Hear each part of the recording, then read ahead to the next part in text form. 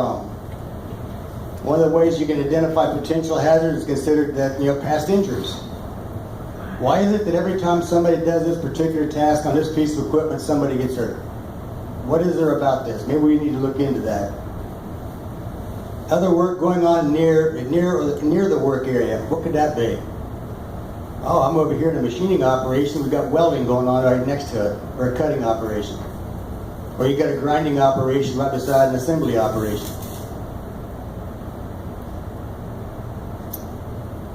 Manufacturer's instructions for the equipment, that's always something to follow. If the manufacturer says don't do this, don't do that, add this to a piece of equipment, then you better not add a piece of anything to the equipment. You can void the warranty, plus the fact it cause yourself a lot of headaches. The hazard risk rating. The risk hazard rating of a job and task usually considers two factors: severity and probability. That does leave a little bit of room over here for people that falls under the word stupidity. If you're ever around a person and that person says, "I wonder what this button does," leave the area, because something's going to happen. When a job or task has a high probability, a high severity, it has to be a high risk. And when it's a high risk, that's where people get hurt. Many companies utilize a risk matrix or table that assigns numeric measures to risk based upon probability and severity. These ratings are used to prioritize safety efforts. At least it's a starting point. And what do we mean by that?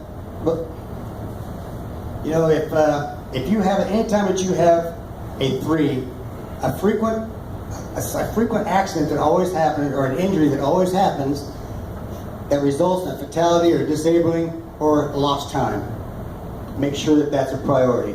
That becomes a very, very focal point.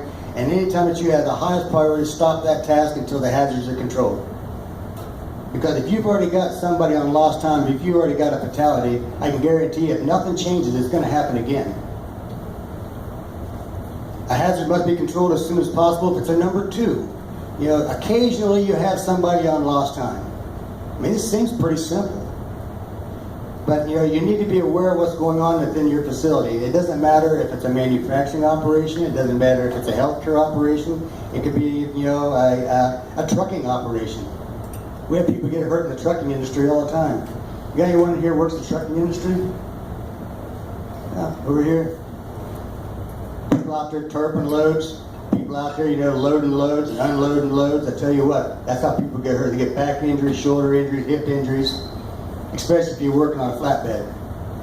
Most people got flatbeds out there. They got diesel fuel on their feet, and if it's raining outside, that deck is like an ice skating rink. People get hurt, and they get hurt seriously, especially when you fall 4 feet.